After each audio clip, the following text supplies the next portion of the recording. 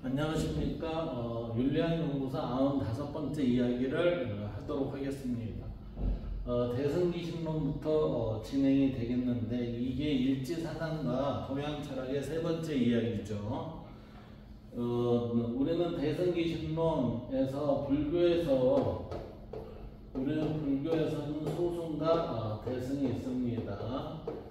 주로 이 동북아가 대승이고 동남아시아죠. 동남아시아 이쪽 동아시아 쪽이 동아시아 중에 이제 동남아시아가 소승불교고 그다음에 대승불교가 이제 동북아시아에 주로 위치해 있습니다. 대승기신론은 원효 스님이 쓴 책자입니다. 그래서 불교의 대승 철학을 설명하는 이 경전에서는 보살 수행의 단계를 설명하여 일지오살 환희지라해서 우리는 일지 상태에 도달한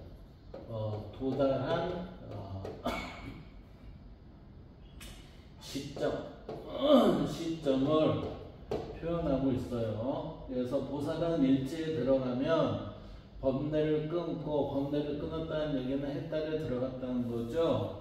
그래서 이게 해탈에 들어갔다는 얘기는 생각의 끝에 다다랐습니다. 끝에 다다름 이렇게 되는 겁니다. 다다라서 이게 지속이 되면 어떻게 돼요? 우리는 진여 멸반 상태를 볼 수가 있습니다. 이게 관한다. 이게 본다는 것보다는 이 상태에 머뭅니다. 상태에 머뭅니다. 이렇게 되죠.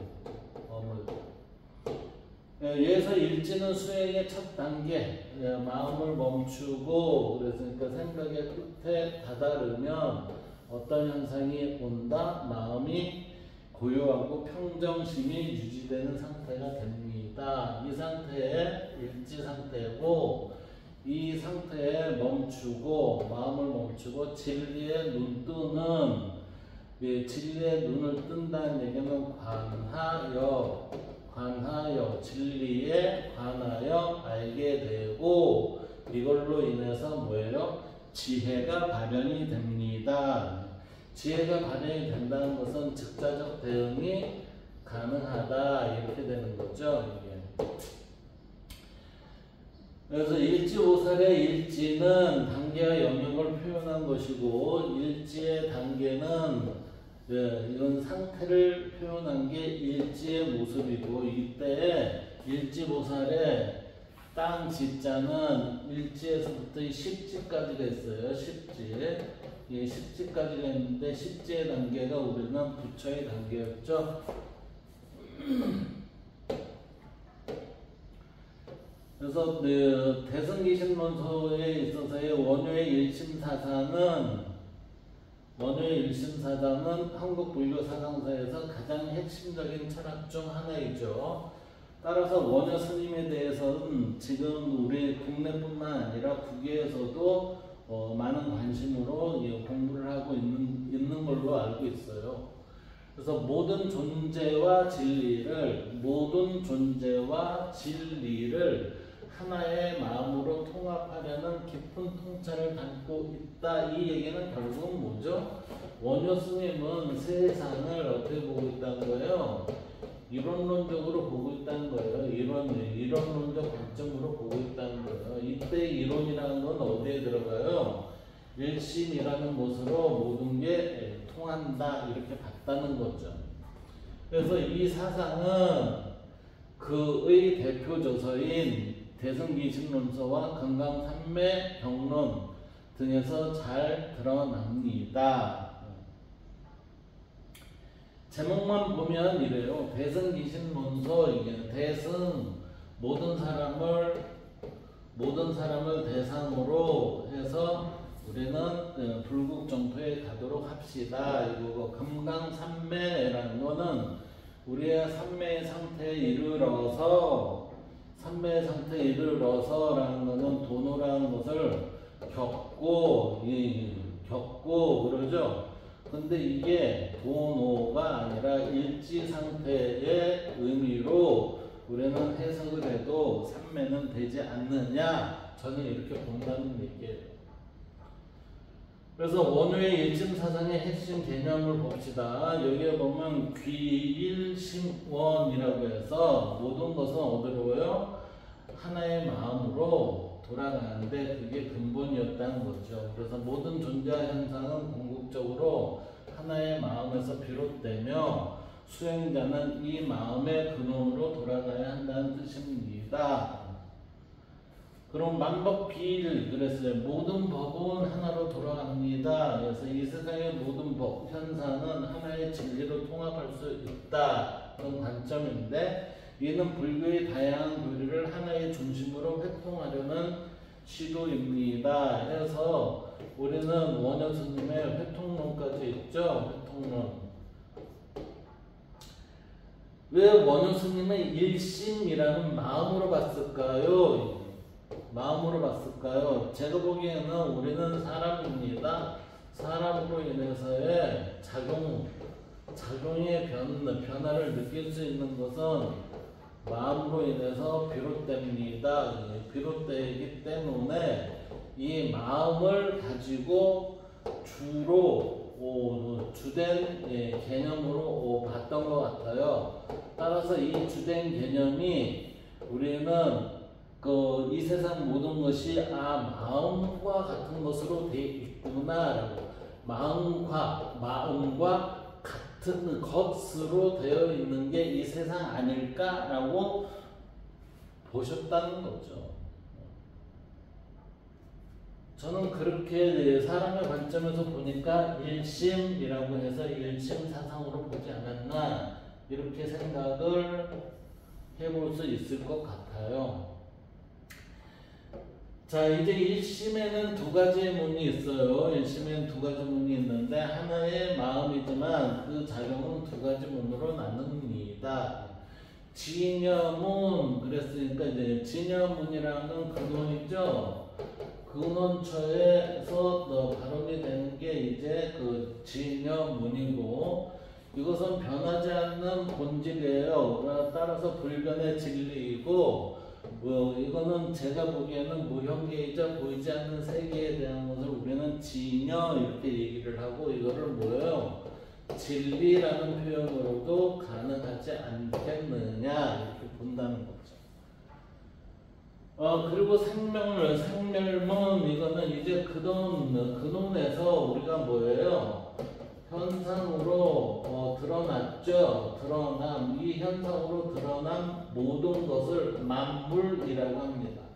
만물들이 겪는 것은 태어나고 죽음이에요. 따라서 우리는 그 만물들은 생멸문이라는 것으로 작용이 됩니다. 그래서 끊임없이 변화하는 현상 세계, 이거는 유형계 보이는 세계에서 이제 나타나는 일심이문의 하나라고 봐야 되겠죠.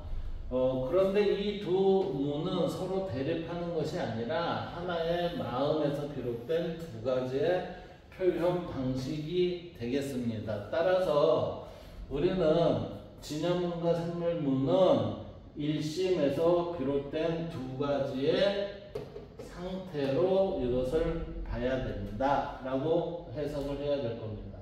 그래서 이 상태는 두 가지의 상태는 본래의 모습이 하나이기 때문에 이때 원효 스님은 하나의 마음으로 봤죠. 이 하나의 마음으로 본 이것은 우리는 이론론이다. 불교는 세상을 둘로 나눈 적이 없어요. 그 다음에 철학적 실천적 의미 한번 볼까요? 여기에서 불국토의 구현은 원효는 일심의 세계를 꼭 불국토 즉 깨달음의 세계로 봤죠. 자, 일심의 세계가 뭐예요? 불국토입니다. 이게 서방 정토라는 거죠. 서방 정토에 우리는 더 이상 오염되지 않는 그곳이 뭐예요? 깨달음의 세계입니다. 라고 이렇게 된다는 거죠. 그래서 이 깨달음의 세계는 뭐예요? 마음을 바르게 하면 그 자체가 극락이 된다는 거예요. 마음을 바르게 하면 일심과 동치가 되죠. 동치가 되면 그 자체가 뭐예요?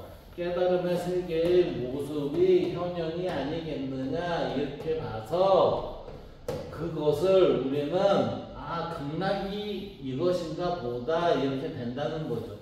따라서 이것은 실천적 메시지를 담고 있어요. 이 모습은 결국은 무슨 말이냐면은 내가 마음을 바르게 먹으면 이 자체, 그 자체가 평정심이 되고 따라서 평정심 상태가 우리한테 뭐요? 극락이라는 서방 영토를 알려주게 된다라고 이렇게 봐야 맞는 것 같습니다. 그 다음에 육바라밀 실천 강조하면서 이때 이것을 지속하기 위해서는 뭐예요? 지속성을 지니기 위해서는 우리한테 육바라밀이라는 걸 실천하기를 강조를 했어요. 그래서 일심을 깨닫는 것만이 아니라 이 지속되는 게 중요하다는 거죠. 지속성. 이 지속성이라는 건 점수의 개념이에요. 그래서 자비와 지혜를 실천하는 육바라밀 수행을 통해 그 마음을 구현해야 한다고 보았다. 그 마음이라는 건 뭐죠? 일심이죠. 일심이니까 제 책자에 얘기하면 이건 일지 상태의 드러남 이렇게 되는 거예요. 자, 화증사상과 연결해서 볼까요? 화증사상은 다양한 불교 종파와 사상을 하나의 진리로 통합하려는 원효의 화증사상 역시 일침사상과 깊이 연결되어 있습니다. 모든 것은 일심에서 비롯되고 일심으로 귀일이 된다고 그랬잖아요. 그런데 다양한 불교 종파와 사상이라는 것은 뭐예요? 이거는 강론에 불과하다. 강론에 불과한 것들은 어디에요? 총론인 일심으로 다 들어와야 되는 거 아니냐. 그래서 너희들 싸우지 말고 들어오세요 라고 하는 게 화증사상이에요.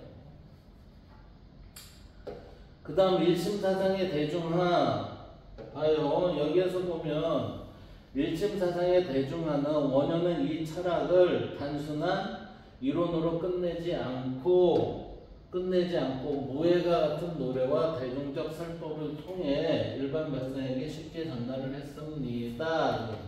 여기에서 나오는 게 정토사상이잖아요. 정토사상. 남아미탑을 관세음보살만 외워도 우리는 어디에요? 서방정토에서 태어납니다. 이렇게 있잖아요. 그래서 그의 사상은 신라 백성의 80~90%가 남아미탑을 알게 했을 만큼 큰 영향을 끼쳤다고 전해주고 있다. 이처럼 원효의 일심사상은 단순한 철학이 아니라 삶과 수행, 사회적 조화까지 아우르는 통합적 사유입니다. 통합적 사유로 될 수밖에 없는 이유가 왜요? 이론론적 접근이었기 때문에 이게 가능한 것입니다. 자, 이제는 장자 쪽으로 들어가 볼까요? 장자 입장에서 보면 장자는 도가 철학의 정수예요. 그래서 이제 노자의 도덕경도 있지만 장자는 이것을 해학적으로 잘 풀이를 했죠. 무의자연과 심재 같은 개념을 통해 일지의 철학적 의미를 간접적으로 드러냅니다. 제가 말씀드리길 무의와 자연은 같은 의미라고 했어요. 같은 의미인데 같은 의미이자 음은 다르다 해서 이음 동이 없니다 이렇게 되는 거예요. 이음 동이요 무의 자연. 그래서 무의와 자연을 붙여서 쓴 것은 그 나름대로의 이유는 있지만 우리는 엄밀히 얘기하면 무비라는 표현은 뭐예요? 자연입니다. 이렇게 되는 거예요. 이게. 이때 무위는 함이 없다라는 얘기는 뭐예요? 이게 발음을 지키면서 사는 자 이렇게 되는 거예요. 사는 자 또는 사는 것들 이렇게 되는 거죠. 이 발음을 지킨다는 거는 우리가 사람이 인도를 가면 인도를 가고 차는 차도만 가죠. 그 차도만 가고 인도만 가는 그것을 그 발음을 지키는 것은 어디예요? 뭐 다른 데로 벗어나지가 않는 거니까 이거는 우리가 법 규칙 이것을 지켰다 안 지켰다 아니라 지키면 아무 상관이 없어요. 지키지 않았을 때가 문제가 되는 거지. 따라서 무위라는 거는 스스로 그러한 표현입니다 라는 얘기는 결국은 자연이 주어진 그대로 행했을 뿐입니다. 그것은 생각을 해보니 너는 아무것도 안 한 거와 똑같네 이 얘기하고 같다고 보는 거죠. 그래서 무위 꼴 자연과 동일시하다. 이 형태의 모습은 결국은 심재 마음의 부른 상태가 되면 이와 같은 행위를 합니다. 이렇게 되는 거예요. 이게. 자, 심재 자망 그랬어요. 마음을 고요히 하고 모든 것을 잊고 앉아있는 상태죠. 마음을 비우고 앉아있는다라는 것은 뭐예요? 어떠한 사심이 일어남이 없다라는 거죠. 이게 결국은 뭐예요? 정심을 바탕으로 해서 평정심이 유지가 되고 여기에 대한 평정심이 되니까 안심이 일어나는 거죠. 편안한 마음이. 그 상태가 되는 것을 얘기하는 거예요. 이는 모든 생각을 멈추고 고요함에 이르는 상태입니다. 라고 했으니 이게 정신과 평정심, 안심이 지속적인 형태의 지속성을 지니기 위해서는 모든 생각을 멈추고라기보다는 생각의 끝에 다다르면 이 얘기예요. 생각의 끝에 다다르면 고요함이 자연적으로 오고 고요함이 자연적으로 오니 우리는 정신과 평정심과 안심의 상태가 됩니다. 이것을 이름하여 우리는 심재자만 이렇게 얘기를 하는데 그 상태를 뭐라고 해요? 일지의 이상적 경지와 연결이 되는 것입니다. 이렇게 보는 거죠.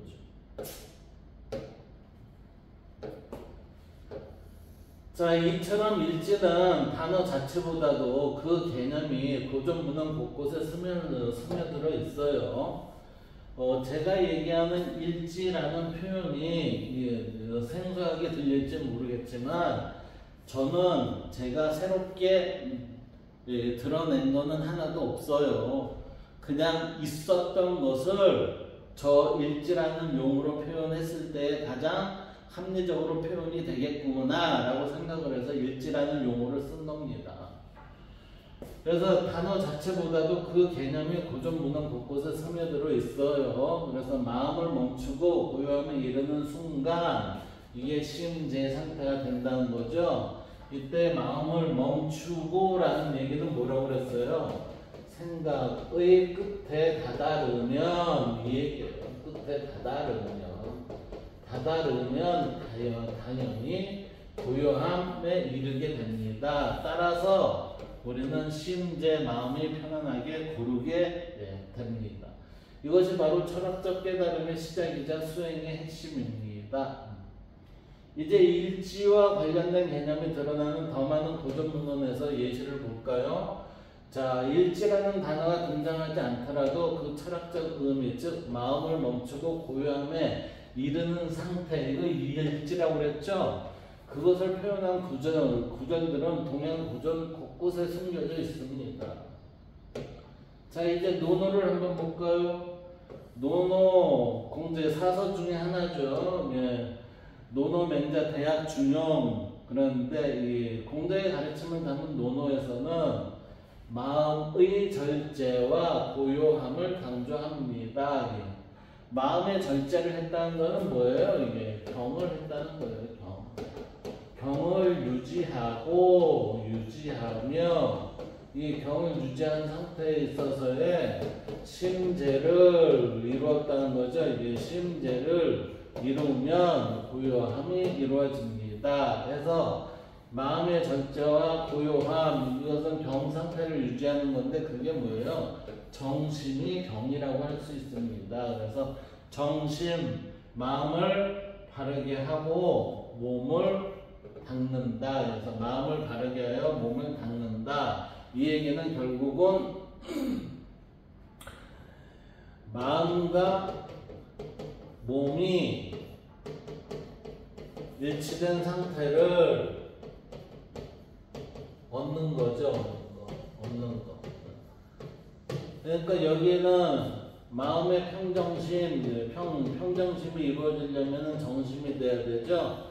정심이 되고 신은 몸을 어떻게 해요? 정심이 유지되는 상태로 돼야 되죠. 그렇게 하려면 뭐가 돼요? 신독이라는 것이 행해질 수 있잖아요. 그래서 이것은 정심은 마음을 멈추고 바로잡는 행위로 일지의 철학적 상태와 연결이 됩니다. 공자가 남긴 배움의 순서를 한번 볼까요? 자, 여기에 보면 공자는 나이 15세 학문의 뜻을 두었습니다. 56호 이지우학입니다. 해서 배움의 뜻을 둔 게 15살이에요. 이때 배움의 뜻을 뒀다는 것은 뭐죠? 성인이 되고자 합니다. 이 얘기잖아요. 우리는 동양에서 특히 유학에서 얘기하는 배움의 뜻을 뒀다라는 얘기는 성인이 되고자 했습니다. 그 다음은 서른의 뜻이 확고하게 섰습니다. 이게 32립 해서 30에는 내가 어떻게 살아야 되겠다라는 그게 섰다는 거죠. 그리고 40에는 미혹되지 않았습니다. 40에 그러니까 40에는 유혹에 내가 시달리지 않았다. 불교에서도 뭐라고 그랬어요? 견혹이라고 있었죠. 견혹. 유혹됨을 본다 하더라도 나는 절대 여기에서 지지 않았다. 이게 뭐죠? 악마가 나를 괴롭히려 한다 하더라도 나는 여기에 넘어가지 않았다. 이렇게 되는 거죠. 이것을 맹자는 여기에서 뭐라고 얘기를 해요? 맹자는 이것을 부동심입니다. 해서 이 맹자는 40에 부동심을 이뤘습니다. 라고 얘기하잖아요. 그래서 시인에는 하늘의 명을 깨달아 알게 되었으면, 그러니까 천명을 알게 됐다는 거죠. 50이 천명, 지천명입니다. 예, 칼빈도 뭐라고 그랬어요? 칼빈도 뭐라고 했냐면 하나님이 내게 주신 소명, 이게 뭐예요? 이게 그 성령이잖아요. 성령. 여기에서 뭐라고 그랬어요? 우리는 천명, 하늘의 명을 받았습니다. 그래서 이게 우리는 내가 무엇을 할 것인가 라고 뚜렷하게 더 이상은 흔들리지 않음이 섰다라고 하는 게 이제 요 관점이겠죠. 예수님은 남의 말을 듣기만 하면 곧 그 이치를 깨달아 이해하게 되었고, 자, 이 얘기는 뭐죠? 즉자적 대응이 가능했고, 결국은 뭐예요? 이게 하늘의 이치에 순응했고, 이 얘기예요. 이른이 되어서는 무엇이든 하고 싶은 대로 하여도 법도에 어긋나지 않았다. 이거는 완전히 이 천명이 자기의 몸과 일치가 된 상태에서 더 이상의 다름이 없었다. 이렇게 되는 거죠. 그래서 일지에 일상화된 모습, 그래서 72 중심소욕 부르고, 그래서 일인이 되어서는 내가 하고자 하는 바를 쫓아도 법도에 어긋남이 없었다. 이 얘기가 나오는 겁니다.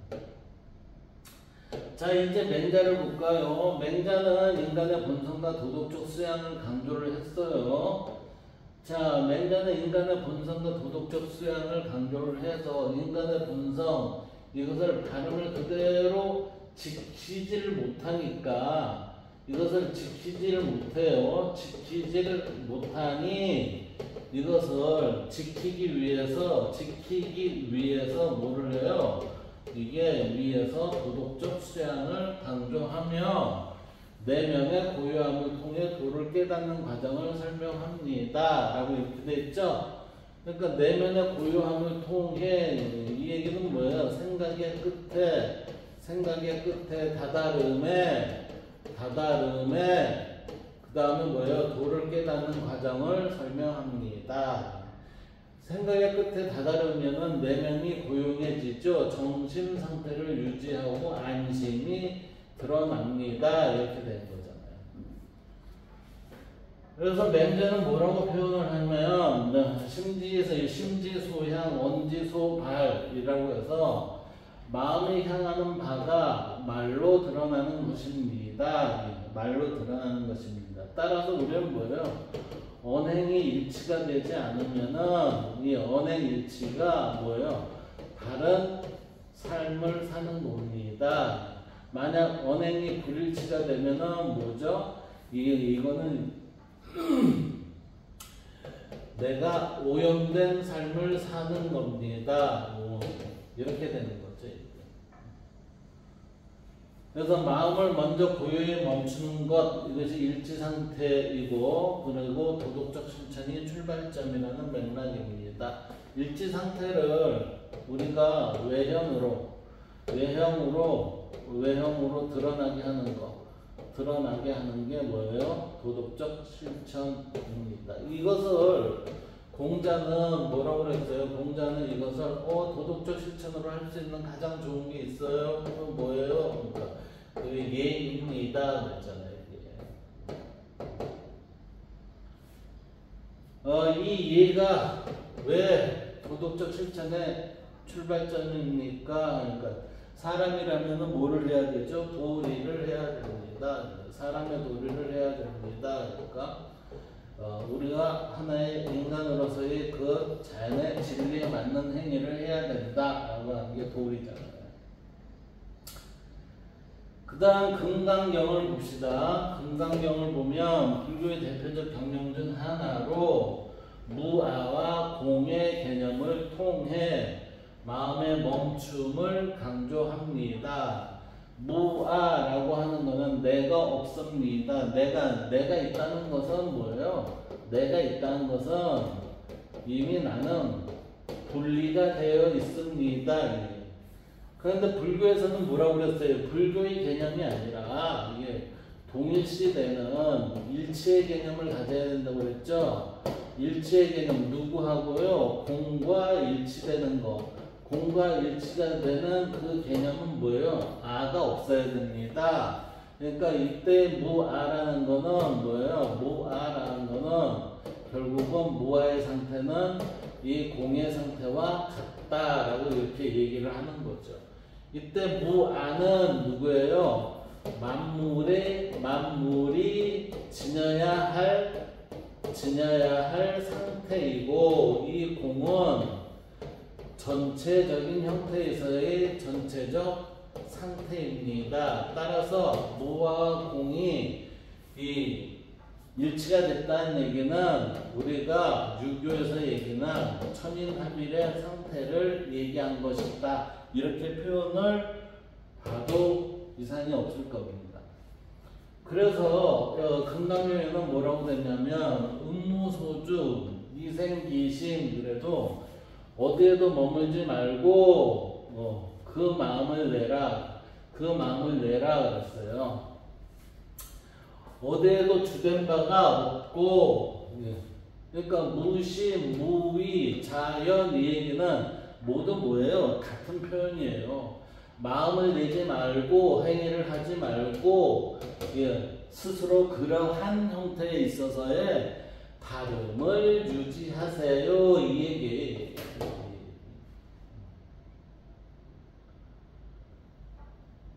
그래서 마음을 멈춘다는 건 뭐죠? 생각의 끝에 다다르면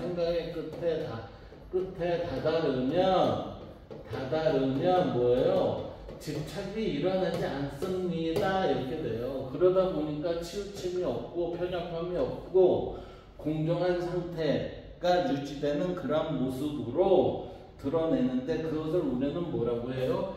일지 상태의 이상적 경지를 표현한 것이다. 이렇게 봐야 된다는 겁니다. 자, 이제 태극도설 주제에 의하면은 태극도설 주제에 의한 태극도설에 의하면 성리학의 핵심 문헌이죠. 우주론에 있어서의 근본이 돼요. 그래서 우주의 원리와 인간의 도덕적 수양을 연결을 합니다. 따라서 우리는 태극도설이라는 것은 천인이 합일된 그러한 모습이 어찌 표현되는가를 이제 나타낸 거예요. 그래서 여기에 보면 주자는 뭐라고 얘기하냐면 정이후 능 찰리이다 라고 해서 고유한 이후에 능이 이치를 살필 수 있다 이 얘기예요. 그럼 고유하다는 얘기는 뭐죠? 마음이 생각의 끝에 다다르면 마음이 편안해지면 안심이 되면 평정심이 유지되면 이 얘기는 그건 뭐예요? 일지 상태가 된다면 이치를 살필 수 있습니다. 이치를 살필 수 있다는 것은 지혜가 발현이 됩니다. 이렇게 돼야지. 그래서 마음을 멈추는 거, 그 일지, 생각의 끝에 다다르는 거, 곧 진리를 깨닫는 시작입니다. 진리를 깨닫는 시작입니다. 이건 뭐예요? 이치를 알게 돼서 이 이치를 실천하게 되는 겁니다. 그런데 이 이치를 실천하는 게 뭐예요? 발음의 현상으로 나타냅니다. 라는 거죠. 따라서 얘는 발음의 단초가 된다는 거예요. 그래서 일지의 핵심 개념과 맞닿아 있다. 그래서 정이라는 것은 고유하다, 맑다라는 뜻이고 이것은 마음을 멈추는 것인데 생각의 끝에 다다른 곳 이렇게 되는 거죠. 다다른 곳. 만약에 나는 마음이 멈췄습니다. 그랬는데 생각이 막 복잡하게 올라와요. 그건 노입니다. 노. 그건 일시적 현상이지. 지속적 현상이 돼야죠. 그러려면 얘가 같은 형태가 돼야 돼요. 같은 형태. 그래서 같은 형태가 되면 그것을 우리는 일지라 하고 일지의 상태가 되면 진리를 깨닫는 시작이 되고 그 진리를 깨닫게 되면 발음을 행할 수 있습니다. 이렇게 됩니다. 그 다음 대학을 볼까요? 대학에 의하면 유교의 수양론을 담은 문헌이죠. 어떻게 보면 대학이라는 거는 정치 철학서이기도 해요.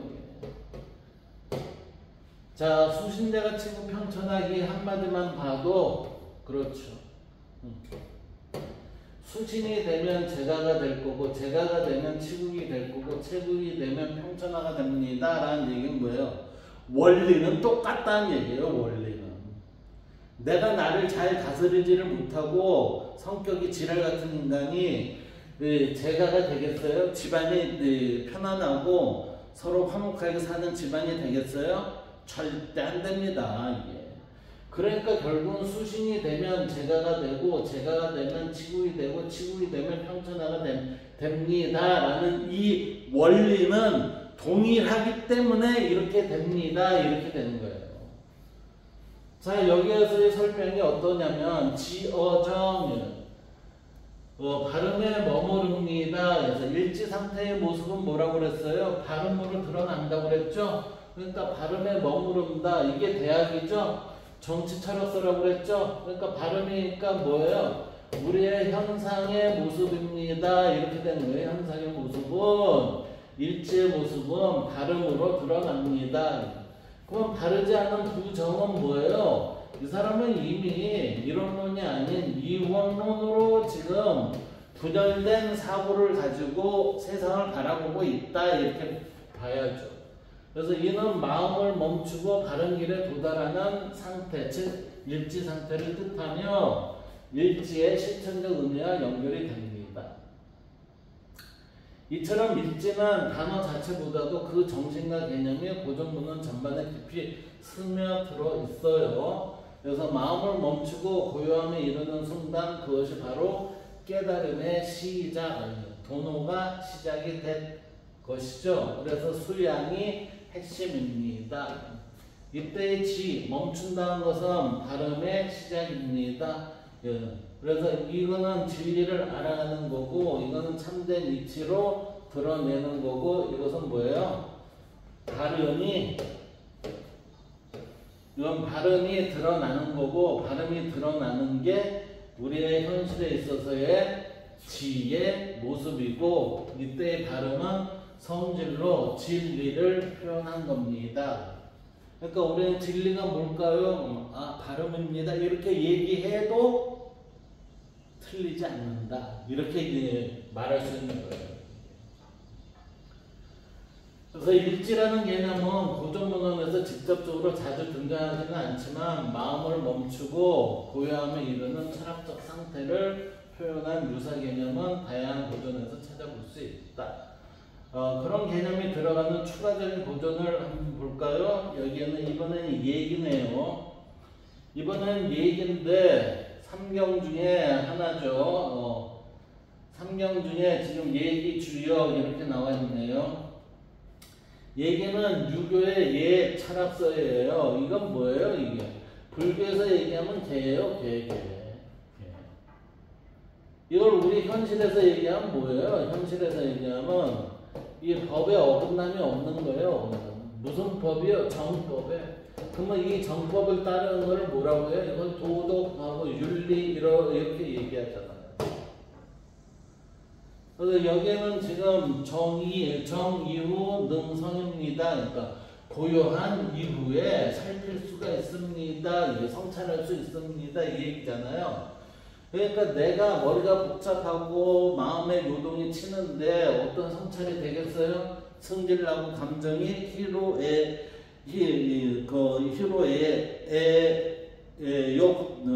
이런 것들이 그냥 막 솟아나겠죠. 그러면 이게 안 된다는 얘기죠. 그래서 고요해야 비로소 반성할 수 있다. 그래서 어떤 사태가 내 주변에서 일어났다고 하면은 그거를 바로 직시를 한 상태에서 잠시 생각을 멈추고 고요히 혼자서 다시 한번 살펴봐야죠. 그래서 이 구절은 마음을 멈추고 고요함에 이르러야 일치 상태가 되어야 자신의 내면을 바르게 성찰하여 볼 수 있다 이 얘기예요. 그래서 일지의 수행적 의미와 연결이 되는 게 정이후 능성 이렇게 볼 수 있다는 거죠. 이번엔 주역에 나온 용어를 볼까요? 주역에 뭐냐면 주역은 변화의 원리를 설명하는 철학서죠. 그래서 여기에는 고요한 정중의 이치를 강조합니다. 따라서 우리가 주역의 점괘를 볼 때는 목욕제기하고 내 자신을 심신을 깨끗하게 한 상태에서 우리가 변화의 원리를 살펴야 합니다라는 왜요? 이 정중의 이치를 가지고 있기 때문에 그런 거예요. 그렇지만 지지불식이라는 게 있어요. 이건 멈추되 멈추지 않는다라는 거는 지지불식 멈추되 이게 쉼이 없다는 거예요. 그침이 멈추되 멈추지 않는다. 이는 겉으로는 고요하지만 내면에서는 끊임없는 변화가 있다는 뜻으로 이건 마치 뭐죠? 물 위에 떠 있는 오리의 모습이죠. 오리의 모습. 오리는 위로는 어때요? 위로는 평정심을 유지한 것처럼 보이는데 물 아래로는 발의 움직임이 굉장히 쉼없이 움직이고 있다. 이 상태를 우리가 대비해 보면 될 것 같아요. 그래서 일지의 깊은 수행 상태를 상징을 하는 건데 일지가 일상생활에 실천됨을 보여주는 게 지지불식이라는 거예요. 평정심이 됐다. 내가 마음의 안정이 고요히 됐기 때문에 나는 그냥 정자하고 가만히 있겠다? 아니, no. 그 상태가 되면은 활동을 해야죠. 그래서 일지 상태가 매우 역동적인 모습으로 설명이 돼 일상 속에서 드러나는 것을 보여줍니다. 지금 그 얘기는 뭐냐면은 우리가 상구보리가 되면 뭐를 해야 돼요? 하화 중생을 하는 거죠. 지라는 것은 상구보리의 이거고 지불식은 뭐예요? 하화 중생으로 우리는 풀이가 가능하지 않을까요? 이렇게 볼 수도 있을 겁니다. 자, 이제는 불교에 있어서의 선문염성 그랬어요. 이게 선종의 대표적인 문헌이죠. 그래서 여기 선종의 대표적 문헌인데 여기 깨달음의 순간을 시적으로 표현을 한 거 있어요. 여기 이제 화두풀이가 많이 있죠. 화두에 풀이를 많이 돼 있어요. 그래서 불교에서 일념이라는 게 있었다고 그랬어요. 일념불생입니다. 한 생각도 일어나지 않습니다. 일념불생이라는 건 결국 뭐죠? 생각의 끝에 이르렀다 이 얘기예요. 그걸 우리는 일지상태 이렇게 됐다는 거고, 이는 마음이 완전히 멈춘 상태를 뜻하며 일지의 궁극적 경지와 맞닿아 있습니다. 제가 그랬죠. 이게 마음이 편안했어요. 그런데 우리가 뭐예요? 마음이 편안한데 생각은 복잡해요. 그러면 이 생각이 복잡하다는 얘기는 아직 평정심이 안 됐다 이렇게 되는 거예요.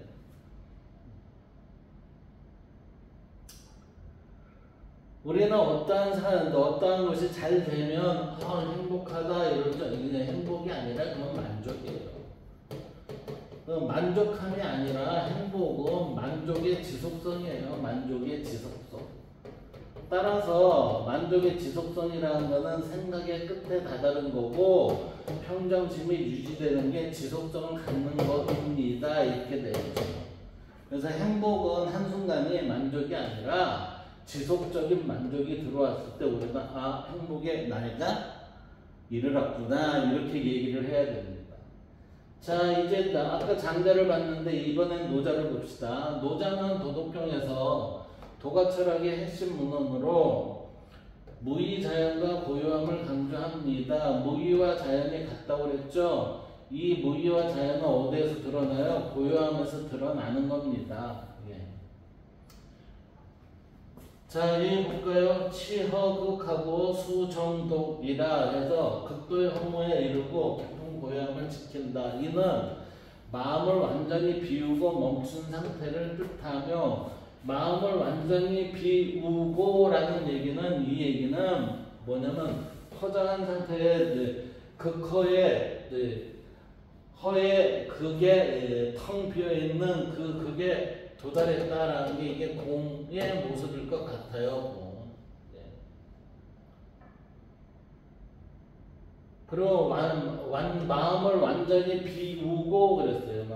마음을 완전히 비우고라고 했는 거는 이때 이거는 뭐예요?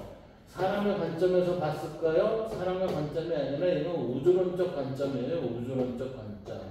우주론적 관점이기 때문에 이때는 마음을 완전히 비우고라는 상태가 되는 거고, 여기에서 일심이라고 원효스님이 본 거는 사람의 관점에서 우주를 바라본 거죠.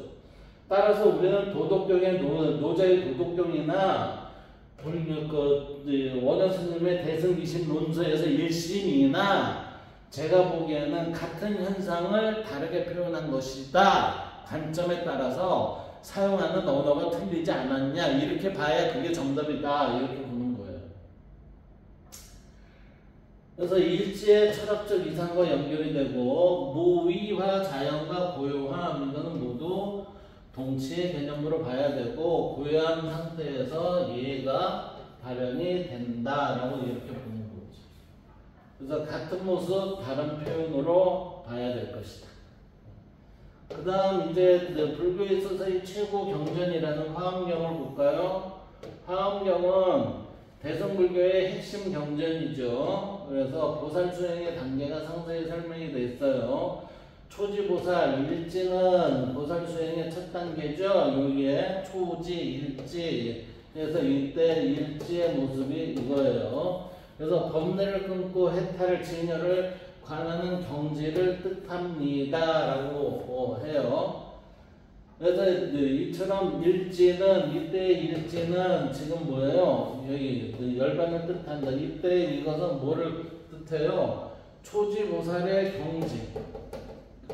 경지. 여기가 환희지죠? 환희지. 환희지의 그 상태가 해탈이 되고, 이 해탈된 상태에서 우리가 뭐예요?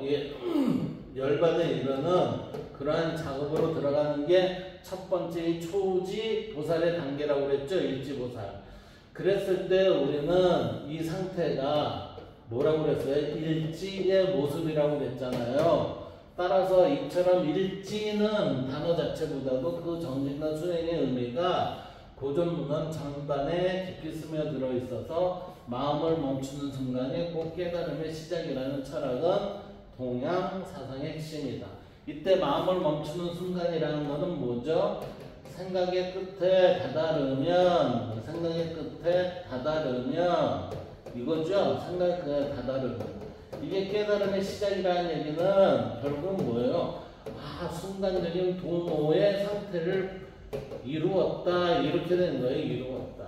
그러고 나서 도노 상태에서 뭐가 돼요? 부처까지 되기 위해서는 뭐를 하죠? 점수를 해야 합니다. 라고 이렇게 되는 거죠. 그래서 일지사상에서 생각이 멈춘 자리에서 시작되는 통합의 철학이라고 우리가 겉표지에 이 문장이 있습니다. 생각이 멈춘 자리에서 시작되는 통합의 철학. 이는 깨달음의 시작이 일어나는 곳이 어디예요? 이해가 된다는 거지. 그래서 이것은 결국은 다른 삶이 시작되는 곳이 멈춤을 뜻하는 것입니다. 라고 일지사상과 동양철학의 세 번째 이야기를 여기서 마치도록 하겠습니다. 감사합니다.